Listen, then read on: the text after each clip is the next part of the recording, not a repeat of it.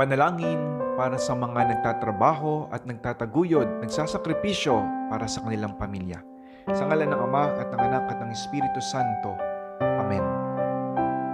Ama naming makapangyarihan, sa pamamagitan ng iyong anak na aming Panginoon, pinabanal mo ang gawain ng tao, sapagkat siya mismo ay naranasang magtrabaho sa mundong ito. Panginoon, maraming pagkakataon sa buhay namin na kami po ay nawawalan ng sigla, nawawalan ng motibasyon sa aming pagtatrabaho at pagpupursigi, pagsakripisyo para sa aming pamilya. Mga pagkakataon na kami napapagod, mga pagkakataon na para bang hindi namin makita ang kahulugan ng aming ginagawa.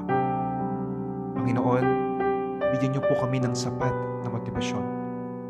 Panginoon, maramdaman nawa namin ang iyong